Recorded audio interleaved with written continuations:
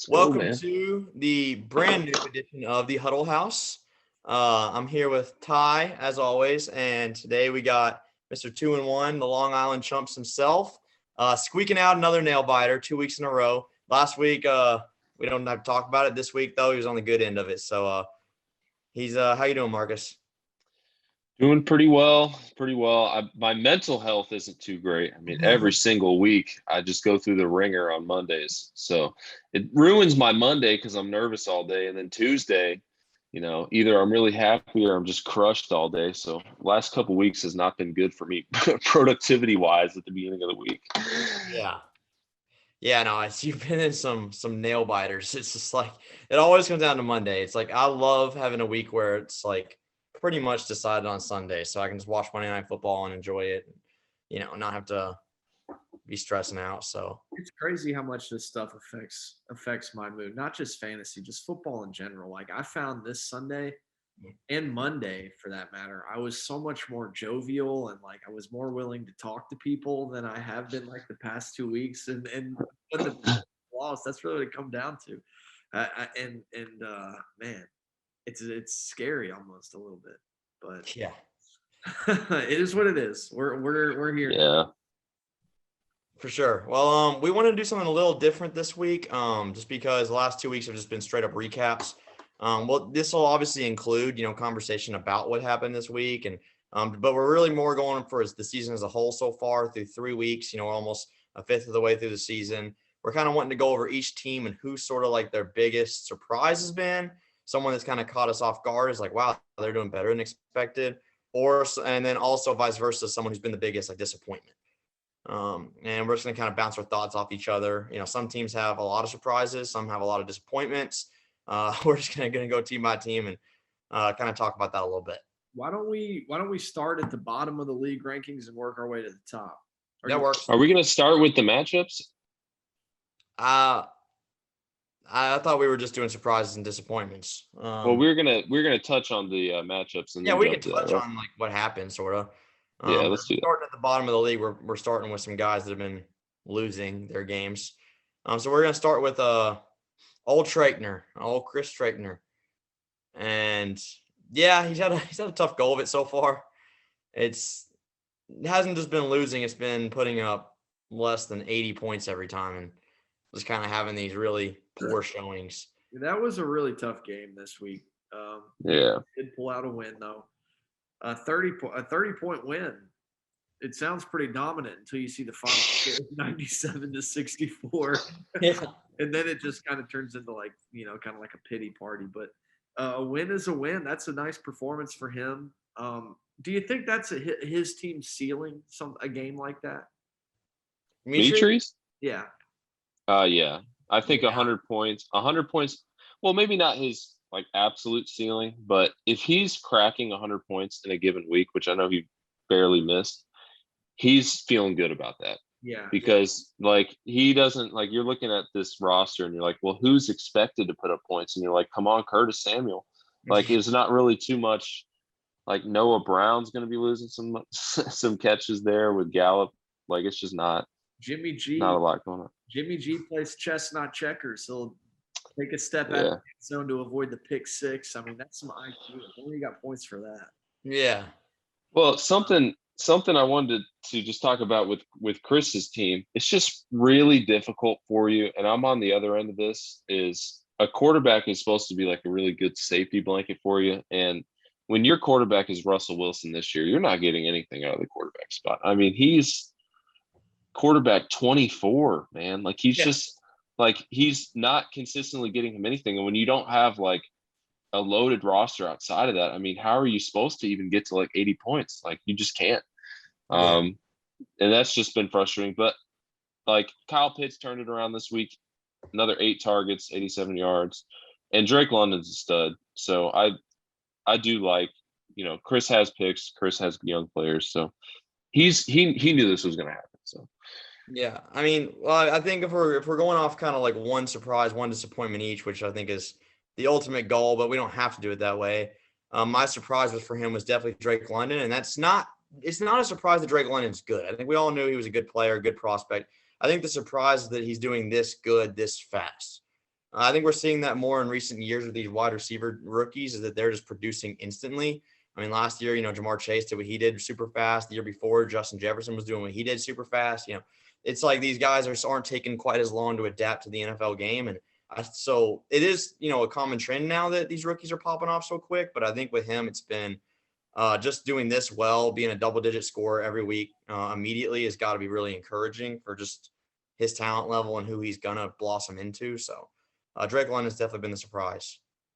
Yeah, he has my I put that down for Chris as well. Definitely a great pick, because I know I was at the 102 originally, and I was just like so torn between so many different players where I was like, I don't want this pick.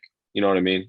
Yeah. And Chris did trade down, and honestly, it looks like a great move for him. Like, I still like Brees a lot, but Drake London looks like a stud. He's going to be there for a long time, so can't complain with that move. But yeah, I had London down for surprise. Yeah, and I did too. I think that's the pretty obvious one. I think the more interesting discussion here is about the disappointment on his team.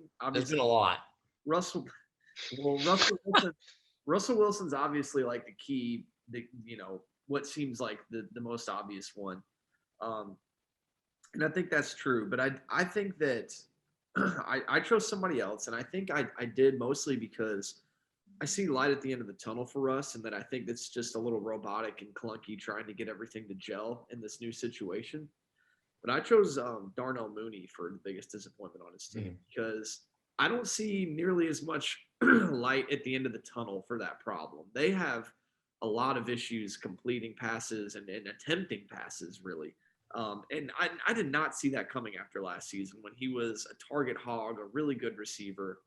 I think that he did, and this is ultimately the guy you traded Derrick Henry away for. And, just that he's not getting that return yet. I know that he's young. I know there's a future there, but I'm just saying the way things are trending into the season so far, when you're looking at wide receiver 113 for Mooney, he's playing 90% of snaps every game.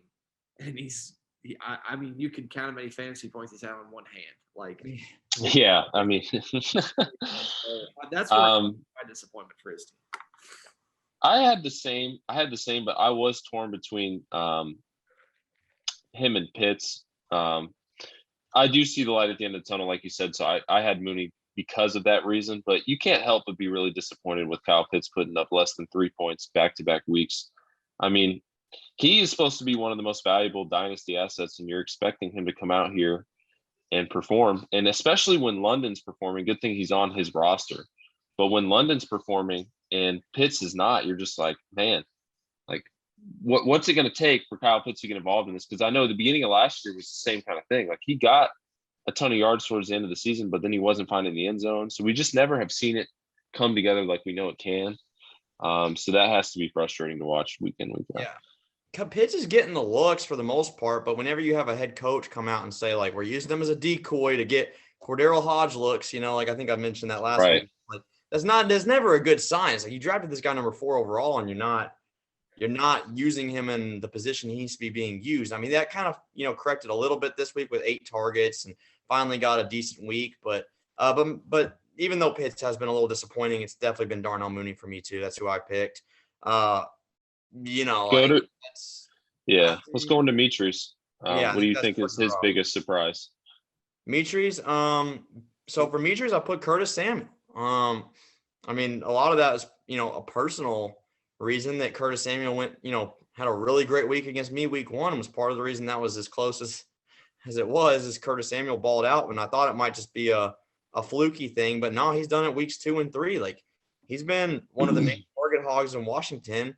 11 targets, 9 targets, 10 targets, and he's catching 8, 7, and 7 of those. Like, he's catching most of them. He's already has 2 touchdowns in 3 weeks. He's just been a consistent double-digit producer. Like, that's not something anyone expected. Yeah. I have the same. I don't know about you, Ty. Agree. I think it was a surprise to me as the man who drafted him. No, that's okay. I think that I'm glad that Mitri got that, because I know that, like, a lot of people rag on him for helping me out a lot. I'm glad that he got something that's been a plus for his team. I would like to have Curtis on my team, but I'm glad that it's a good home with Mitri. Disappointment. Disappointment's pretty obvious. Oh, who's your disappointment then? Oh, you don't think it's pretty obvious? Oh yeah. Let me refer to my list here. Yeah, go right ahead. Yeah, what was the? There was a trade, a preseason trade. Matt, do you know what we're talking about here? Yeah. The Chiefs running back one on their Isaiah Pacheco. Yeah. the It's number. He's their first stringer on their third team. Guys. Yeah. Yeah. He's getting a lot of looks, a solid 2 carries a game. I think that's definitely second round material right there. Yeah. Yeah, it's Pacheco. It's It's- Pacheco easily. And to make matters worse is he gave up Jake's second round pick. Like, I mean, Jake's 0-3. And I know it's for next year, but like Jake will probably be worse next year. You know what I mean? Like, it's like how can you justify that? Yeah, I think that was just an awful move. I did then. I think it's even worse now. No, The way Jake's throwing. it's looking really rough. And I mean, there's a few disappointments. It's a little hard to pick a disappointment for him because there's not really very much expectations on any of his players. So it's like, it's hard to be disappointed with guys like Devin Singletary or Rashad Penny, but I think Algier needs to be maybe mentioned. Like he was using early second on him, and he was a healthy scratch in week 1 and week 2. Rookie stuff though. Like What? That's just rookie. That's rookie 5th round pick stuff. I think it's different when trading that second. I'm not saying I'm just trying to play devil's advocate and pick somebody different. It's definitely Pacheco. I'm just saying if I had to mention somebody else, that would be the second guy that comes to mind. I could see Rashad Penny too, because a lot of people thought he'd be in for a big workload this year, and he just hasn't been getting it. But we need to move on to another. Yeah, let's go up to number 12. We got to go quicker than that. Yeah, let's go, Jake. Let's just all say them like a lot quicker. So for Jake, the one I put for surprise, which I mean there hasn't been a ton, but I put Michael Thomas just because even though, yes, he's had some drama in the offseason and obviously last year on my team, like he's actually getting pretty consistent targets. He's had a couple good weeks for him. Disappointment, I put Austin Eckler because I just think the drop-off we're seeing is pretty massive. Yeah. Yeah. Those. Yeah, I have the same surprise in Michael Thomas, but I actually went disappointment in Brady. Brady has been terrible for him. Brady's whole thing has been, most quarterbacks in fantasy have to have a rushing floor to put up elite numbers, and Brady has never had to do that. But it's starting to affect him now. Like, I mean, he's off with his receivers. I mean, he's putting up less than 250 passing yards a week. That's just not going to get it done unless you're throwing 5 touchdowns, which is just not. And then to add on top of that, just the age of Jake's team. Why don't I'll let you do your surprise and everything, Ty, then we'll talk about his matchup. Yeah, surprise Michael Thomas there. And I think that both the ones you guys said are great for disappointments. They both make a lot of sense. To diversify a little bit, I'm going to throw Kittle in the hat too, because I think that's been something that's really hurt him these first couple weeks or 3 weeks, really. I mean, if Kittle falls forward 1 more yard, he wins the game last night. And then, just not having him the first couple weeks, like that's a piece that he was really banking on this year. And then he traded Hawkinson to get, which I mean, not like Hawkinson's been really good by any means, but just not having him really, his absence has been disappointing. So I'll go those. Michael Thomas has looked really good though. Not but he's resurged a little bit. He's a red zone threat, which I think is valuable. Yeah. And then just to talk about their matchup, I had the heartbreak loss. Well, me or Austin had the heartbreak loss last week. Jake, no doubt, has it this week. But there's a couple things I wanted to say about his matchup in particular. I don't feel too bad for him. Like, it's hard. Like, he was complaining to me about his matchup, and I'm looking at this and I'm thinking, okay, his complaint is that Will Lutz had a blocked field goal, so he lost points for that. But Justin Tucker missed an extra point, so that took a point off of Jordan's team, so that canceled itself out. I mean, and Jordan started Jacoby Myers, and you were still in the 90s. You barely cracked 90s, so it's really hard for me to feel bad for you when a guy doesn't have one of his flexes and you still are barely cracking the 90s and you don't win. Like, I don't feel too much sympathy for you, buddy. Yeah, I don't either. Fair. I think Jake is probably starting to realize that trading away his entire future to get risky aging assets probably isn't the best move. I understand he had no Mike Evans this week, but like Lucas is over here looking his chops thinking, I'm going to have a top 5 pick along with Jake's 2024 pick as well for a 29-year-old receiver. Like, it's just Jake is all in on a team that none of us really had faith in. And who knows, maybe they'll bring it back, but it's looking pretty grim. What do you think about his future, Ty? I don't think it's that bright. I mean, I think he's had some unfortunate bounces early in this season. I think he's better than 0-3. But as they always say, you're only as you are what your record is. And I think just assessing his team and where it stands, 0-3 is a pit to work out of. It can be done, but need to turn around quickly. Mitri did do it last year. Yeah, that's true. He made the playoffs after starting 0-3.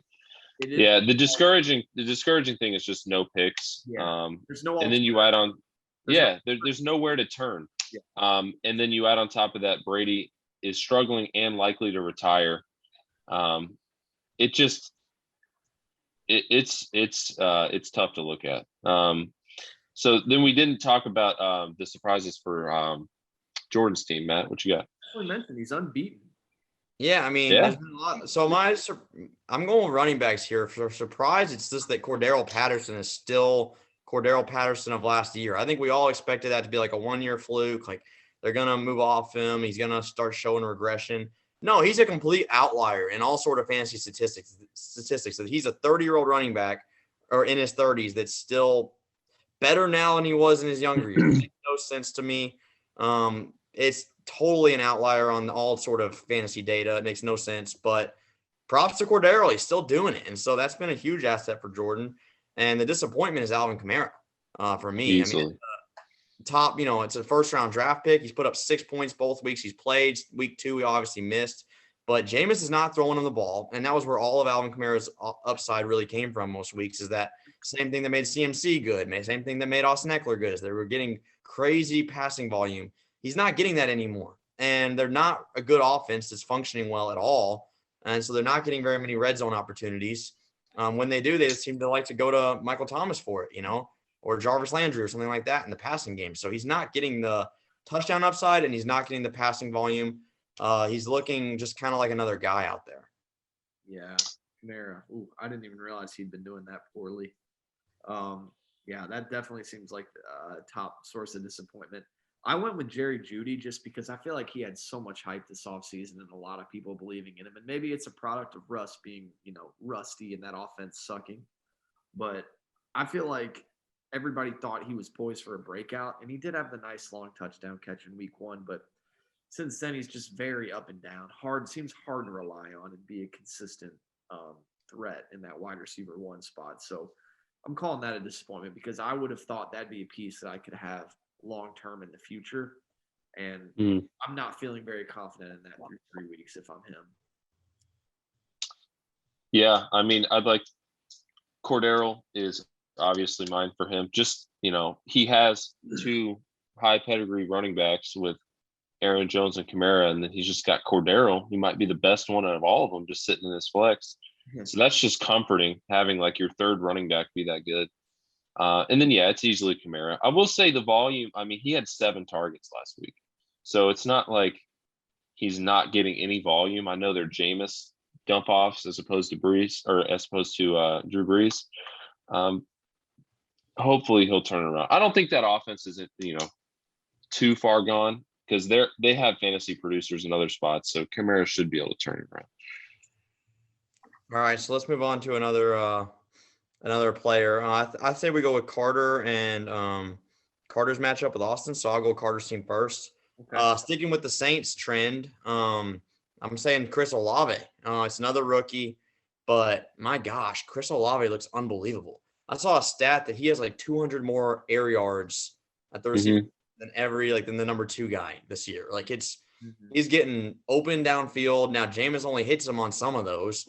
But, I mean, the amount of separation that Olave is getting is surprising because I always thought in the draft process that he had, like, moderate upside and a decent floor, but he's showing that he has actually a really big ceiling as well as a good floor. He's getting almost all the targets. I understand Jarvis has been out, but still, it's been crazy targets, and he's been cashing in on a lot of them. Puts up 20 this week.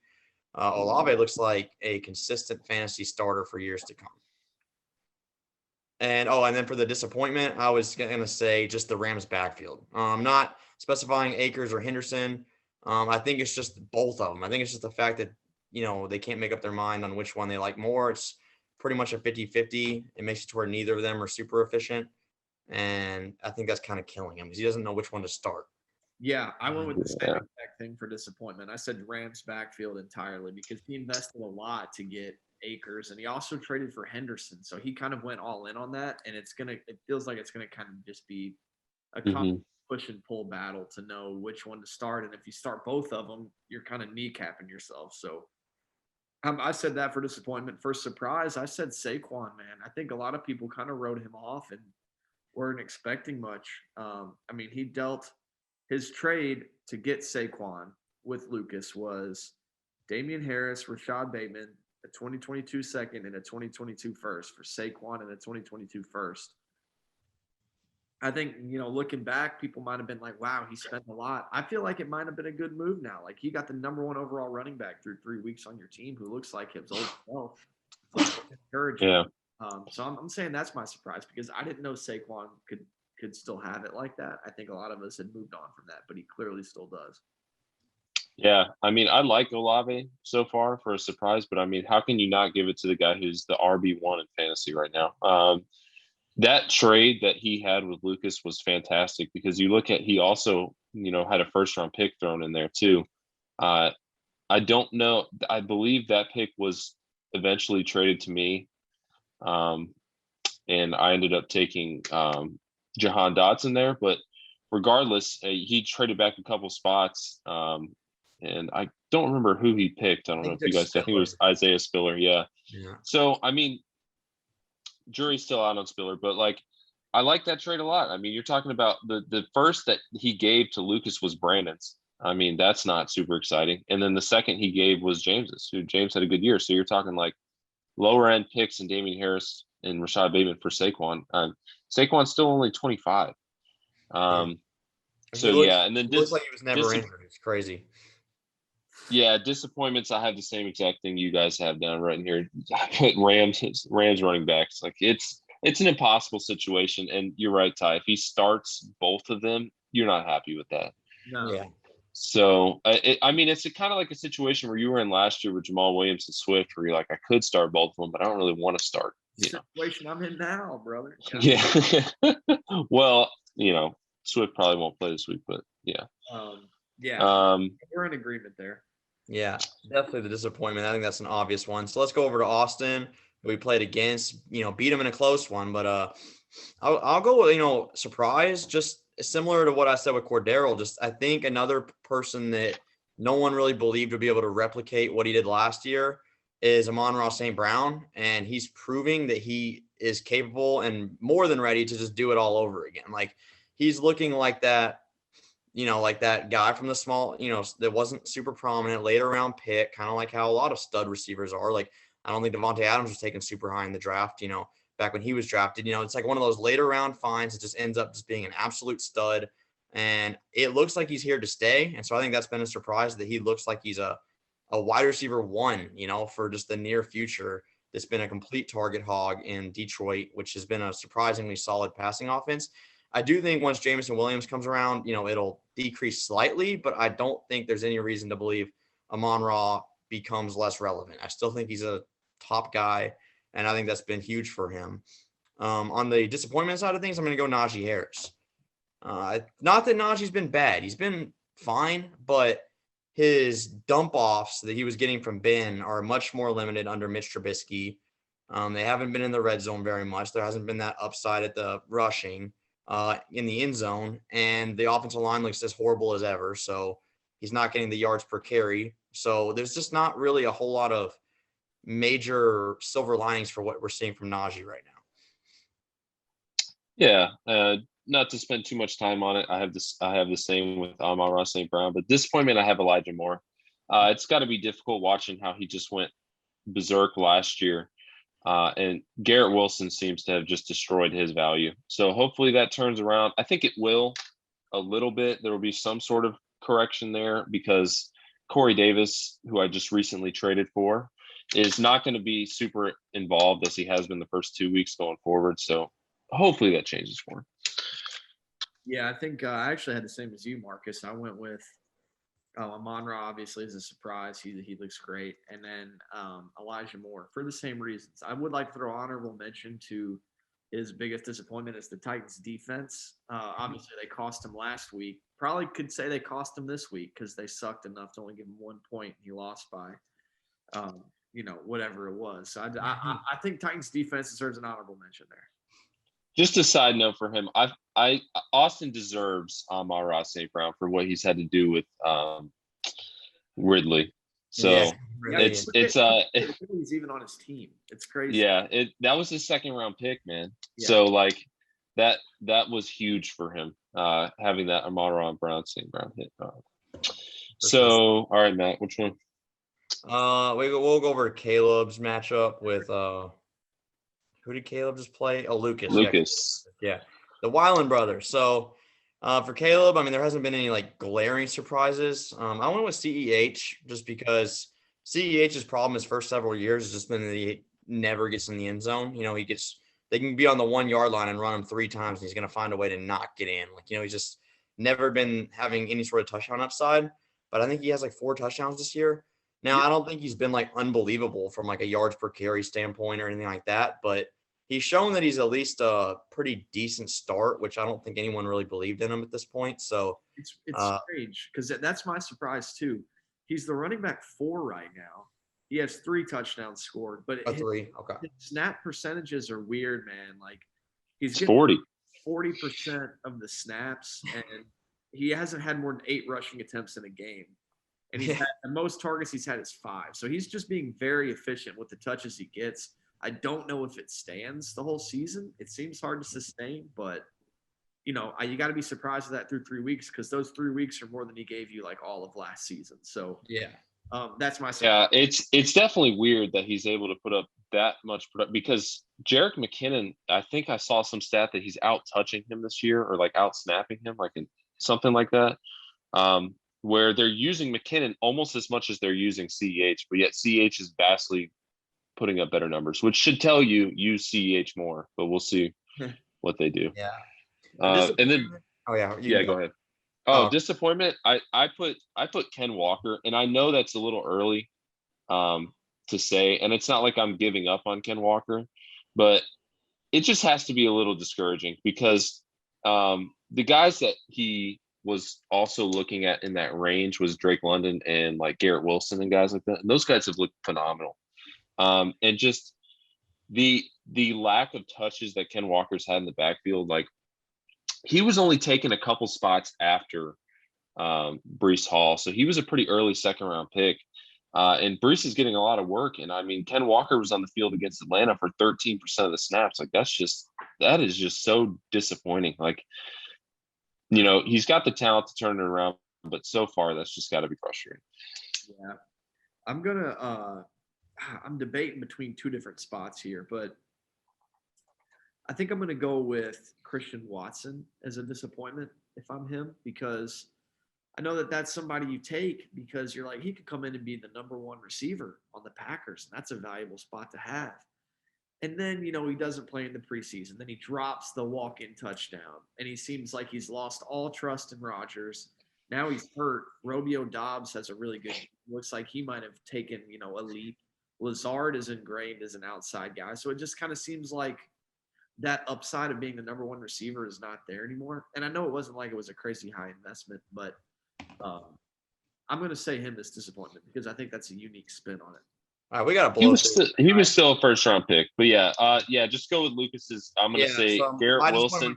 You can go. Garrett Wilson is definitely my high spot for Lucas. Other than his stars that he expects to perform like Higgins and Hurts, that looks like a great pick. And Lucas will tell you I had Garrett Wilson as my wide receiver 1 in terms of rookies last year. So I thought that was a great pick for him at pick 5. I think he got on that. And then disappointment, I put David Montgomery, mostly because something that's just kind of affected him most of his career is inefficiency. And I know that in Green Bay he went crazy and was 8 yards per carry. Green Bay's defense looks terrible, but just constantly, like, it feels like Herbert is there. Like Herbert's just going to keep taking more of this and more of this and more of this. And it's the Ezekiel Tony Pollard thing. Yeah, the value of Montgomery is the amount of touches he gets. And if he's losing those, like, it's just going to be real damaging. And he gets none of the receiving work, so that's frustrating too. Yeah. Not that anyone gets receiving work there, but I had the exact same as you, Marcus. Nothing else to add. Yeah, so for my surprise, I went a little different than you guys. Obviously, Garrett Wilson's been great. I just not putting him really as a surprise because I think I kind of expected him to be really good. I think it's just that Jalen Hurts has been this good. I think we always knew he was a good fantasy quarterback just because of the upside at rushing, but he's taken a step forward in his passing as well. Like, legit an MVP candidate. I just think that him being this good bodes super well for Lucas's future. Disappointment, I'm going to put a caveat here because I think Rashad Bateman has been very good with the targets he's gotten. I'm putting his volume specifically as the disappointment, that he's getting 4 to 5 targets a game and his snap share is not very good either. He's obviously caught a couple deep bombs that have made him, have some pop-off weeks. But I think Lucas expected him to be like that prototypical X receiver on a good offense. And I think Lamar is spreading it out a lot more than I think he expected. So I'm putting this volume as the disappointment for him. But overall, most of his guys have been pretty good. Moving on to James. Next, so we're kind of having to blow through these. I'm going to go Christian Kirk as a surprise. Obviously, they paid him a crazy amount of money, but he's actually producing quite a bit, which is as like a wide receiver 1. So I think that's been very refreshing. Disappointment, I'm putting Brandon Cooks, who hasn't been like horrible. He's still getting the 10 targets he always gets, but no touchdowns. Hasn't really had any like great weeks. He's been single digits pretty much every game. So I think he expects a little more from Cooks. Yeah, I went same surprise. Christian Kirk, wow, he's really been turning it up. Looks like worth every penny. And then disappointment, I put Trey Lance, man. I don't know how it can't be. Like, you expected him to be your starter and your stud, and now this is a bad injury that's not only sidelined him this year, but you don't know what it's going to affect in his future, because a big draw for him was obviously his feet and his legs, and a broken ankle is one that could take some time to get that rushing upside back from. So, and he loses a year of development. It's just that he already had lost once, and that would be 3 years in, and it'd really be his first year starting. That's tough for the guy that you thought was going to be, your fantasy stud. So that's my disappointment. 100% with Ty. It's got to be Trey Lance. And he threw him up on the block shortly after the game too. That had to hurt. Yeah, I mean, I always felt bad putting Lance because it wasn't like anything he did wrong. Now it's still, I guess, still a disappointment. So I get what you guys are saying. I was focusing more on a player that's like, actually been disappointing, like just by his play and not due to like an injury. But yeah, it's obviously the biggest disappointment is just him getting hurt. Well, let's give Marcus a second to talk about his, because he's So I think my biggest surprise for the season is Jahan Dotson. He had a rough week this week, but the weakness of my team has always been the flex spots, and because I have stars and upcoming stars in the other positions, and then I just struggle to find plug-in pieces. And he was that guy. I was considering benching him week 1, and then he got 16 points. I'm like, well, I'm going to play him again. And he got 16 points again. I'm like, man, I just think that Jahan Dotson is a perfect example for everyone of draft pedigree and college production is so much more important than landing spot. There is no reason that Christian Watson and Sky Moore should have been taken ahead of him in the rookie draft. That's why I made the trade with Carter when I heard that when people were saying that they were going to take other guys, and I was like, he's going to be there. I mean, he was the 16th pick in the draft. So that would be my encouragement. Disappointment's got to be Javonte Williams. He's been frustrating us all get, and it's not his fault, because when he touches the ball, he looks electric. Like, he just looks dominant. But for whatever reason, Nathaniel Hackett will not give him quality touches around the end zone, and he does not run the ball nearly as much as he should. And you would think that as bad as that offense would be, if you have Javonte averaging like 6 yards a carry week 1, 5 yards a carry week 2, you would give it to him a little more. It's just frustrating. Hopefully things start to turn around, but nothing bothers me more than when Mike Boone's on the field, because that makes no sense to me. Yeah. Yeah. So Yeah, for sure. Obviously, great points. I guess I could put Javante as my disappointment, but he's still been fine. I don't think anybody's been like, obviously, the expectations were higher, but I wouldn't say anybody's been like massively disappointing for you. I was going to pick Dotson, but the only reason I didn't is just because I figured you guys would. So I put Tyler Higbee. Obviously, he's not as impactful as Dotson, but I think last year he was kind of just horrible. And that was one of your biggest weaknesses is no production from there. But Tyler Higbee's like a top 6 tight end right now, and he's actually been the number 2 target in LA. So that was actually surprising for me. Higbee's a good sleeper. I went Lamar for my surprise because, like, dude, back-to-back 40 bombs, like crazy. He's the number 1 quarterback. The reason you've been able to average however many outlandish points per game that you are, and I think he's really been carrying your team, just especially these past couple weeks when your guys like Jefferson and Javante have kind of struggled a little bit to get going. Like that production's irreplaceable, and I certainly knew he's a good player. But back-to-back 40 bombs is nuts, and he doesn't have any sign of slowing down. So he was my surprise, and then disappointment. I kind of went a little unique here. Jalen Tolbert, more so than anything. There was because I really wanted him in the draft. I really liked him, and you picked him one spot before me. But also because there was so much opportunity for Dallas for another receiver to get on the field, and he couldn't crack the lineup whenever they didn't have Gallup, Washington. It was just CD, and I feel like he missed a chance to showcase something there. So that's my For disappointment. sure. All right, so we have 3 minutes, boys. So I'm gonna blow through mine really quick. We didn't pace this well. Hey, Matt, why don't you go through yours, and then me and Marcus can hop back on to finish up. Okay. Yeah, we got time. All right, so for mine, I'm gonna go Jalen Waddle as my surprise. I think I expected him to be good, but obviously I think we all expected regression and like that he'd drop off a little bit.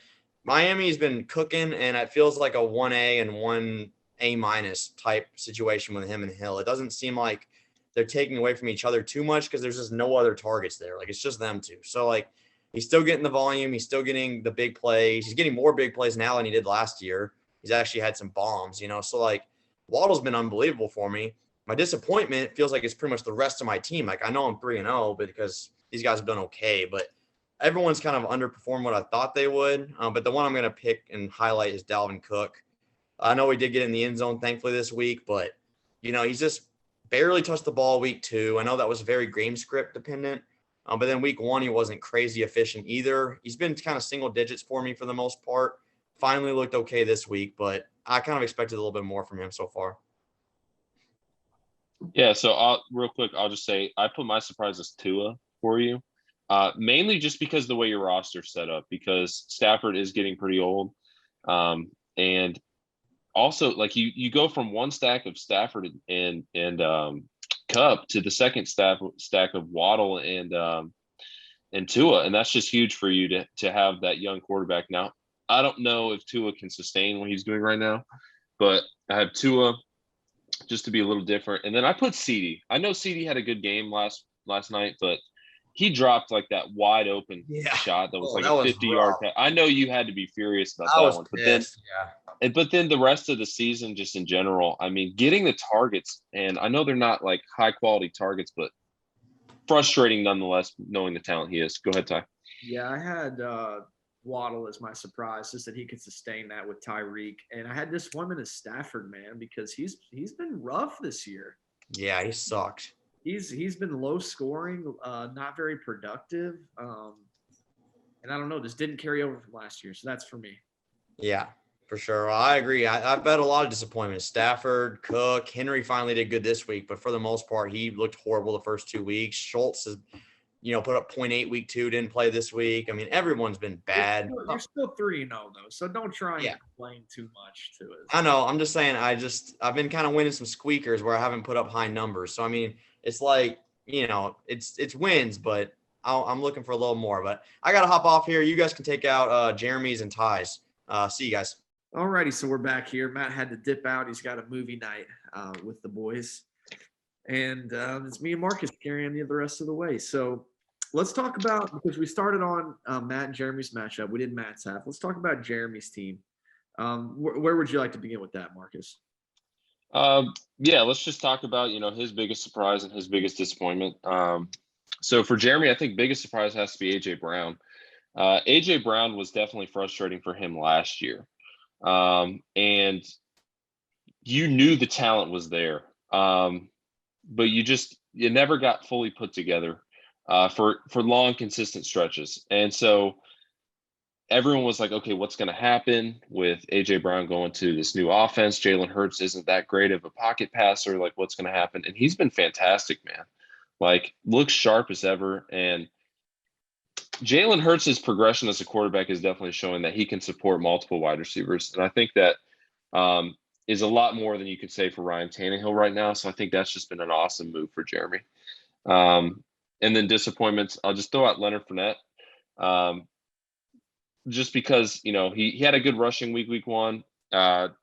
The amount of receptions that he's getting has gone down significantly from last year, but then the touchdown regression. And that's just the Bucs in general. Yeah. I know he's tweeting about it's going to come back, but you just haven't seen it yet. But it's also kind of frustrating when you have an aging running back not performing, because then it's like, what do I do with this guy? And you kind of just have to ride it out and hope the Bucs turn it around. But that's just got to be frustrating. Yeah, I love the answers there. I had AJ Brown as my surprise too, and I think it was similar. We didn't really know how to feel when the Titans traded AJ Brown to the Eagles on draft night. It was kind of like, well, that's interesting, but what does this do for his fantasy value? What does it do for Devontae Smith? Like, are they going to fight against each other? And it all goes back to the point of what you were saying. Like, can Jalen Hurts be the guy to support him? Turns out it just made everybody better, apparently. Like, he was apparently a missing piece to their offense because they're obviously clicking on all cylinders. So the fact that he's been able to maintain his dominant ways, and every time I watch him, I'm just surprised by him. Like, the guy is huge. A guy as big should not be able to stop and start and change directions. Like, he is so elusive and tough. Like, he breaks tackles like nobody's business. And I'm just shocked every time I see him do that. So they have a beautiful setup there, and I think that's been great for Jeremy. Disappointment, Lenny is a good option. I do agree with you. I think that's something that the Bucs are gonna they've just been weird this year, and it really starts with Brady and retiring, unretiring. They go through the whole thing in training camp of him leaving. It seems like something's just off, like something's weird, and I'm sure it'll work out. But I went with just the tight end position in general. Yeah. Because anytime I was gonna say Komet, but he's not on his team anymore, so I didn't say Komet. It's just anytime you get okay, so I would say there's 3 or 4 premium tight ends that are you feel like you definitely have an advantage whenever you're starting that guy.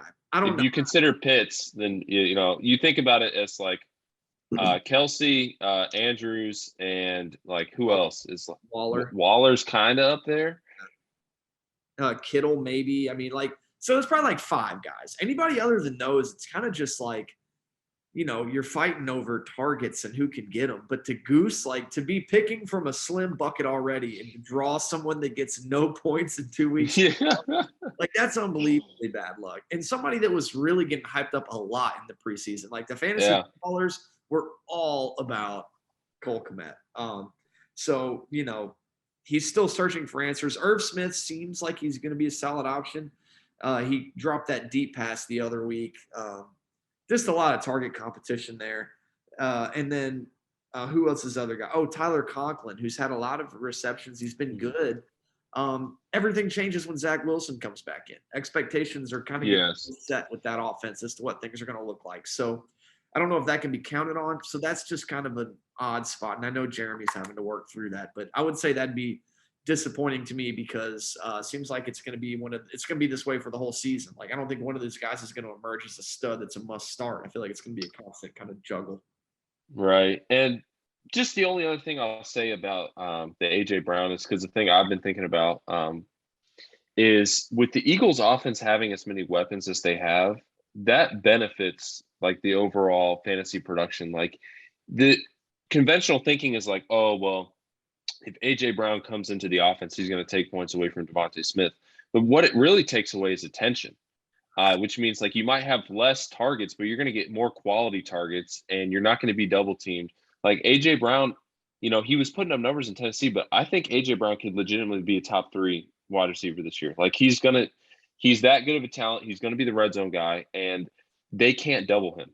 Like I know you and I were talking earlier about the Vikings offense, like with Justin Jefferson, like they had 72 offensive snaps on Sunday, and he was double or triple teamed on 62 of them. So like, how do you put up fantasy numbers like that? But like with the Eagles, you can't double team AJ Brown because Devontae Smith will kill you, and you can't double team Devontae Smith because AJ Brown's obviously there. Yeah. And just like, I think that quality offense is always going to help out. Like you saw that with the Bengals last year. You see that with the Bengals this year. I mean, T. Higgins is every bit as much as Chase is, because you have to pay attention to both of them, and that benefits Tyreek Hill as well. But I was bringing that up for AJ Brown, but also like Irv. I think Irv is going to be really good because I think that teams have kind of found the game plan for how to guard. The like Dalvin hasn't been all that impressive, and Jefferson the last 2 weeks, but I think Irv could be in for some good numbers. It's same with KJ Osborne. I know he has him on his bench, and we're kind of going down into a rabbit hole here, but I mean, if you were watching that Vikings game, KJ Osborne was open all game long because they just were like, Jefferson's not beating us. So I mean, shoot, KJ Osborne, like Jeremy could start him here in a couple weeks potentially. The way that's going. Yeah. And he might need to, because this flex spot with Michael Carter is definitely not a sure thing. Like that's an influx spot, it seems like. So definitely an option to consider going forward. But yeah, I won't I won't beat Jeremy up on the Michael Carter. That's kind of like our battle there. But Brees out carrying, and the fact that Brees Hall had 11 targets last week to Michael Carter's 2, that was supposed to be Michael Carter's thing, was the receiving work. I feel like Every single week, I feel like Brees gets more involved. Well, go ahead. I feel like that's also a big Joe Flacco thing. It's like, oh crap, I don't know who's there. I'm just throwing it. Like, and I feel like Brees has got a lot more snaps. Being at But that's what I'm saying. Like Brees has been playing a lot more, and just the overall outlook is, Michael Carter's a 5'8" receiving back ultimately, and so if he's not getting the receiving work, he's not going to kill you with running. So I think it's going to be really hard for him to trust starting Michael Carter going forward, which is why I think it really benefits him that KJ Osborne and guys like that he could plug in. Yeah. But yeah, we talked about Jeremy for a while. Let's talk about the last matchup here then, which is yours. Why don't you go ahead and start that up? Sure. Yeah. I guess if we're talking about my team, what I would consider to be my biggest surprise so far this season, I think it has to be Nick Chubb, right? Like he's leading the NFL rushing.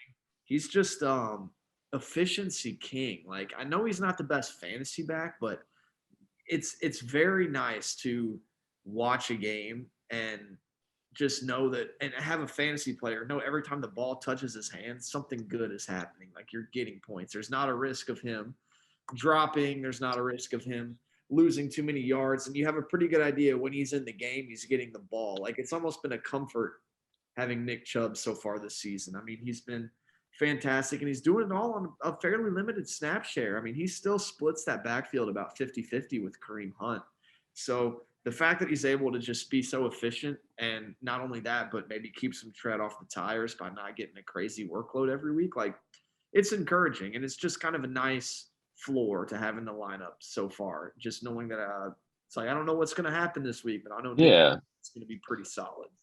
Yeah, just to add to that, I mean, he's clearly one of the best pure runners in the league, and he is such an anomaly too, because I mean, he gets almost zero receiving work, like it like nothing. And so for a half point PPR, you would think, okay, that guy's like, his ceiling is capped because he doesn't have that. But the man is just such an explosive runner, and that's such a good offensive line that I think that when Deshaun comes back, it's probably going to be even better. And yeah, I mean, that trade you had with Mitri, I understand Mitri got his pick back for that, but that still looks like a home run for you because, I mean, he's your RB3, and that's easily the best RB3 in the league. Yeah, that's also the exciting thing. And I guess as far as disappointments go, if I were to look at it, I mean, I'm a little like bummed about Jonathan Taylor having bad, like not great weeks, but I can't say I'm disappointed because I'm not worried about him at all. I think my bigger disappointment has been from Allen Robinson, who's, it's funny enough, is tied to this Nick Chubb trade, but that's the Right. guy I thought was going to be an easy flex play every week and like kind of a set it and forget it. Like he would be, if not competing for my wide receiver 2 spot, like I thought I could always, have enough consistent volume and opportunity for him to be a safe feeling in the flex. Like, he'll get 8 targets a game. He'll have maybe 60, 70 yards that might fall in the end zone from time to time. Not been the case, man. And I think it's also back to the Stafford thing of it being just a little funky, but something's a little weird there in LA. And part of the thing I had thought was, people always say Robinson's washed, or that's what they had said before. And we kind of thought, well, let him get in a good situation. Let him get with a good quarterback. Because he'd always been on the field. He'd always been running routes with the Bears and the Jaguars. It was like, that was never the problem. He was always out there. It's just the opportunities. Well, now he's here in a good situation, theoretically. He's out there for 95% of the snaps on average. And he's just getting five kind of measly receptions a game. And, targets, not receptions. Yeah, targets, excuse me. It'd be one thing if it's like, okay, there's not many targets going around, but like Cooper Kupp's getting 15, man. So it's like, Yeah. it's just not coming his way for whatever reason. And I thought that it'd be, Robert Woods' role, which was still very good whenever Robert Woods was healthy before he tore the ACL. Hadn't even been that. So probably that's been my biggest disappointment so far, is because I'm not able to rely on him. I've benched him the past 2 weeks after he only put up 1 point week 1. Yeah, definitely looks like he's just lost a step. It's only been 3 weeks is the only thing to keep in mind with him. But I think that one thing to note is never trust anything Andy Holloway says, and he was the biggest Allen Robinson fan in the world. So just don't. Yeah, if he says something, do the opposite. So that was one thing. But I actually had your biggest disappointment as DJ Moore. I mean, coming into the year, you were like, this is the best quarterback DJ Moore has ever had. And you were like, here we go. And then we find out the reason why Odell was bad and the reason why all these other receivers in Cleveland were bad, it's the Baker effect, man. He's just terrible. He does not provide fantasy relevance to anyone. And it just sucks because DJ Moore is a heck of a talent, man. But he's never going to get over that like wide receiver 20 like number, because he just doesn't have sustainable like quarterback play. And the only reason I didn't do that, put Allen Robinson, is I mean, dude, you got Allen Robinson as a freaking throw-in piece in that deal. Like Dimitri was just like, would you take Allen Robinson from me? So you took him, but I mean, you did trade Dalvin to get DJ. You did get a pick off it as well, but I just think that DJ is more valuable to your team long term, and he's been pretty disappointing. Yeah, I am. I'm obviously a little bummed by that. I think this is one of those situations where I wish my fantasy team could actually play together and Aaron Rodgers can throw to DJ Moore. Like that would be a dream. But yeah, I don't have any faith in Matt Rule or the Panthers or in Baker Mayfield necessarily. But I do still have some faith in DJ Moore just because the flashes are always there. And I know that's what people have been saying for the past few years. So I'm trying not to poo-poo him too hard in my head, just because I know that Dynasty is not just for one season, and I do have faith in him. So, but as things stand, yes, I am a little disappointed there. Just feel more so for Allen. But a couple other things I just want to note on your team is quarterback play has got to be frustrating for you right now. Rodgers just consistently like, except for week 1 against me, he put up 3. You made a trade with me for Jared Goff, pretty inconsequential, but he only gave you 13 points. Didn't end up mattering, but that was just not what you were hoping from him. Yeah. So just getting consistent quarterback play. I mean, as bad as Rodgers has looked, your trade with Chris for Russell Wilson looks pretty good for you. Russell Wilson looks even worse. So yeah, it's got me JT in the long run. So I mean, I would say I am a little frustrated by quarterback play. Like it seems like the Packers are changing to be a dink and dunk team and a run first team and a check down team, and that's obviously not conducive to quarterback play. We don't know how much longer Rodgers has, but It is hard, he's back-to-back MVPs. Like I trust him to figure it out. So I'm trying not to get too down on him. Was almost kicking myself whenever I started Goff over him last week, and then I saw Goff ended with 13, and Rodgers like already had 15 when I started watching, and then it didn't end up mattering really. But Yeah. Yeah, that's just what I was gonna say is like for example, like with my team, like just the floor that Lamar, and I know Lamar's on the extreme, but like the floor that a quarterback that consistently gives you points gives you, because there's like looking at your roster, there's no reason why you should have scored 103 points in a week. You know what I mean? Like even if half your players had bad games, I think a large part of that is just the quarterback you just can't seem to get consistent points from them. So. Because everybody we see that is hung like 150 or close to it this year, like you and Brandon specifically coming to mind, Josh Allen and Lamar Jackson, like insane. They get like you get a 30-point game from your quarterback, 30 to 40-point game from your quarterback. That's how you get up to that mark, man. Yeah. It raises your ceiling a ton when you have like that really explosive quarterback play. I mean, Caleb was 2-0. Mahomes playing well. Caleb started last year, 4-0. Mahomes playing well. Like elite quarterback play is, like you said, it's just to beat a dead horse. It's the floor that you're chasing. Like it just makes like everything easier for your skill position players that they don't have to put up 30 to win. That's it, Brandon. Yeah, Brandon's team. Biggest surprise for him. I put James Robinson. Yeah. I feel like that one was pretty obvious for me. Other than I didn't want to put Stephon Diggs because like we know Stephon Diggs is good, but like Brandon just finds a way to get these running backs to give him production. I don't know how he does it, but whatever it is, like he seems to just buy these like dirt cheap running backs and then they just produce like monsters for him. So just James Robinson, the fact that he's taken over that backfield is leading me into my second disappointment is ETN. I mean, that's, he's a Jaguars fan, so obviously he's watching these games. He loves ETN. He wants ETN to be the guy, and he's just not. And I haven't given up on ETN yet. I don't think anyone has or should, but he definitely doesn't look to have that grasp on the backfield that you hoped for, especially for people that have him in redraft leagues. But yeah, James Robinson has been huge for him. Yeah, awesome get. And I had a point I had one question I was going to ask you, but it actually led me to a second question that I'll follow up with. First off, just recounting the history of James Robinson in our league. So James traded him to Brandon back in January for Justin Jackson, Jacoby Myers, Devin Singletary, and a second-round pick. And Brandon got James Robinson in the third. I remember we were all kind of like, wow, that seemed like a lot. How do you think James feels about that deal now, looking back on it? I've talked to James about that one. I know that he would want it back, but James will be quick to tell you that he turned Jacoby Myers into Christian Kirk, so he's not like dying over there. Sure. But yeah, if you look back at that trade, you're like, Singletary doesn't look great. I mean, the Bills are splitting up the carries in that backfield a million different ways. Jacoby Myers is always hurt, and even when he is, it's the Patriots offense. Hard to trust that. And then there was a second in there. But I mean, you'll take James Robinson. Like James Robinson's only 24. And he like what's crazy to me about James Robinson is he was undrafted. And in most cases, undrafted running backs, like anything like that happens, you're just done because the leash is so much shorter without the draft capital. But he's been getting every opportunity. Yeah, he's been great. Carter tried his best to kill James Robinson. He couldn't do it. Yeah. My follow-up question.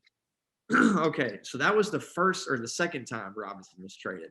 How do you think Carter feels watching him break off 50-yard touchdowns, knowing he traded James Robinson and his 2023 second to James for Myles Gaskin in the 2023 third? Oh. Yeah, it's funny because I remember we talked about this one time because we reacted to this on one of the Huddle House episodes last season. And I think I said Carter won. Yeah, I remember that now. That was terrible looking back at that. I also remember just side note, the other one I said was Carter's trade with Juju for Hollywood Brown. I thought Juju was the better player, but and then he traded Juju for Quentin Cephas, didn't he? So Carter, dude, Carter kills me, man. Carter really kills me. Like he'll make some good moves. And dude, Carter had a fantastic draft. But then like some of these trades, man, like Michael Pittman and 2 first-round picks to get Cam Akers. I thought that was terrible at the time. It's obviously looked even worse from now. But the Saquon trade at least saved him. Like I was looking at Carter's team actually earlier today. Was trying to talk to him about a trade.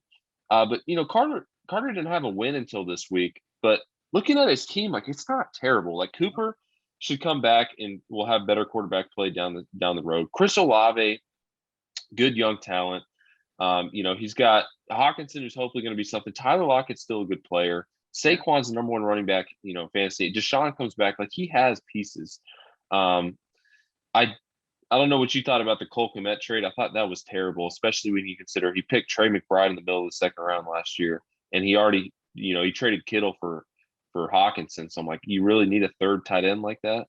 So that was confusing, but I was a little curious by that because what about Greg Dortch? Just like as a side note, great ad by Carter. Like I thought about mentioning that in the surprise about Carter's team, but I didn't. But yeah, unreal. Looking at Carter, just real quickly, looking at Carter's draft, like he obviously had a great pick with Chris Olave. Sky Moore looks like an absolute miss. He's barely touching the field, and when he does, he's fumbling. Like it's just bad. And then you have Isaiah Spiller, who everyone thought he was going to be able to maybe carve into some of Eckler's work, and he's healthy scratches. He's pulling a Jalen Tolbert, but it's obviously got to be a little more patient with them. But those look like 2 pretty tough draft picks. And then Trey McBride, that was his other 2nd round pick. Hasn't put up a point in fantasy yet. Tight ends take a little bit of time, but Olave saved his draft from what it looks like so far. Well, that's not a bad way to have it saved. But let me get to Brandon. Mention I don't know if I mentioned my surprise. I had James as well, but my disappointment here, I'm going Joe Mixon with this one, and maybe it's just because I watch like the Bengals every week and I watch him run. Dude just is not looking good this year, and he hasn't scored a touchdown yet. He's getting. With that being said, he's getting a ton of volume. Like he's getting carries. And he's getting a lot more targets than he usually does, I would say. So, like, that's good, but I don't know what it is, whether the offensive line is not communicating well or Joe's not trusting them. He's not hitting holes quickly, and he just looks like Samaje Perine looked like a better running back last week. Yeah. Which is crazy. Madness. It's madness. So, Mixon, I'm saying this, he's the running back 16. It's not like he's been terribly disappointing. He's had solid games so far, but he hasn't found the end zone yet. It's more so just, this guy, I think he was the running back 3 last year. It's just been a bit of an oddly slow start for him. And I don't know if he has a lingering injury or whatnot, but last week was revealing. Like Perine was a better running back than he was. So that's, maybe I'm a little biased saying that, but that's where I'm. No, yeah. Okay, well that kind of wraps up all the last week and then surprises and disappointments. We're going pretty long here, so do you want to just go through the week 4 matchups and just say who you think will win? Yeah, let's just do it quick. All right. Let's start with Caleb and Jeremy. Caleb and Jeremy. Give me Jeremy in that one. Yeah, I have to take Jeremy in this one as well. Caleb starting Gainwell and Gallup. That's pretty much where it comes down to for me. It's like the depth of his lineup is not too great. Plus, Jeremy does have some good matchups. Fournette plays Kansas City. I think Burrows should put up a lot of points against Miami. That should be a shootout. So we'll see where that goes. On the other side of the coin, Mahomes' tough matchup with Tampa Bay. They're a real tough D. So yeah, it just seems like that favors Jeremy. Yeah, this game will be. We'll have a pretty good vision, I think, of this game on Thursday with Tyreek and Joe Burrow going for Jeremy. So that'll be interesting to see. But Caleb does have Gesicki going, so hopefully for Caleb he gets an end zone. But yeah, I'll go Jeremy as well. All right, you versus Chris. I think this is probably the biggest. This would be the biggest upset ever if this were to pull out. I'm definitely going with you. I'm going to throw it out there. I think you're going to double his score. I don't know about that. Chris beat me last year. He's got a good track record against me. I don't know if I've ever beaten the man actually, but I'm going to take myself here too. Just I don't think, like we said, he's not scoring more than like 80 points yet. So yeah. I'm gonna I take. and looking at his team, I'm looking at it and I'm like, man, these matchups aren't too great. I could see a 60-point week coming again, in which case it'd be very easy for you to double. Brandon versus Jordan. That's interesting. Yeah.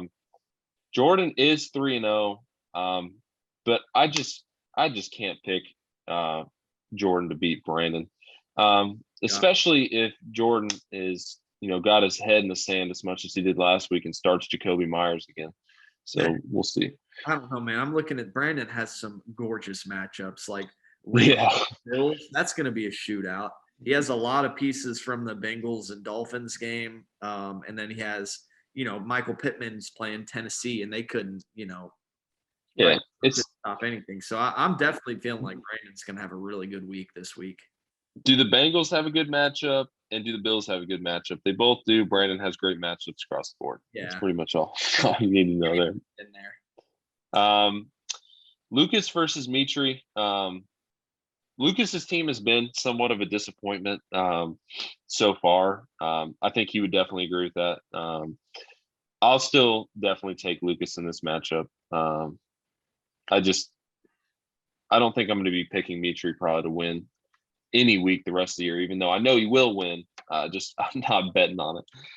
Yeah, this one's interesting. Lucas is fighting for the beat you, make your draft spot worse, and help myself, which is the ultimate and Mitri's like, you have my draft pick, but I want it to be worse. Yeah. So I gotta win. I mean, I think I'm gonna go with Lucas here just because Jimmy G, gosh man, he showed nothing but disappointment and sadness whenever he started. And yeah, I feel like this is a get right opportunity to get back to 500 for Lucas. So get this around a little bit. So yeah. Next up, Matt and Carter. Yeah, and I'm not even just looking off of the projections here. I mean, looking at the matchups, Carter has absolutely gorgeous. It's green all the way through, except for Cam Akers against San Francisco. I don't know, man. Matt's got a loaded team, but they have not been scoring a lot of points. And I could see Carter winning this matchup. So I'm actually going to pick Carter. Matt gets his first loss. Yeah, this one does seem like it. It's interesting. It's like all green on one side and all red on the other. Yeah, tough split here. It's hard to pick against Matt though, because I do just feel like he has the names and the guys to pull it out.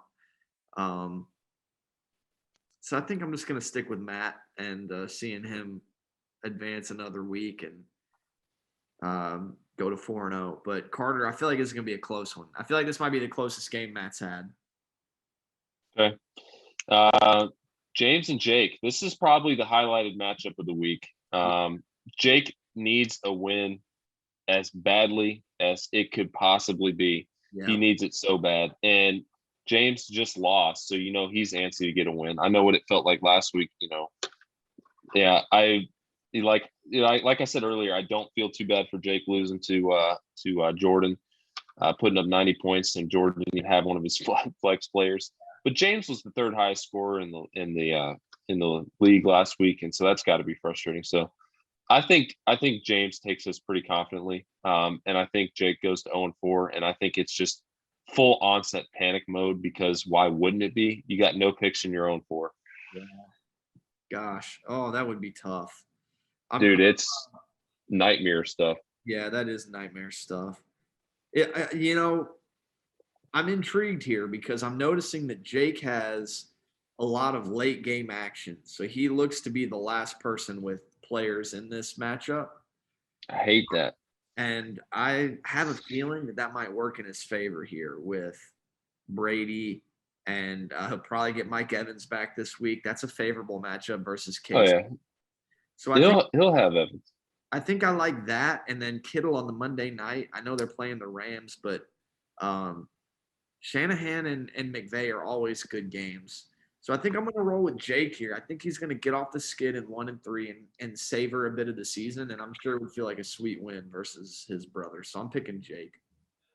Yeah, I think this will be James, and I think it'll be James easily, honestly. Okay. I don't know why Jake has Evans still on his bench. I guess he doesn't want to put him in, but I don't know. He's got Josh Palmer starting right now. Keenan Allen should come back. If he sits Josh Palmer, he's looking at Thielen, which Thielen or Michael Thomas, he could play Michael Thomas, both of which are okay options. So I'm not mad at that. But DK's just been frustrating.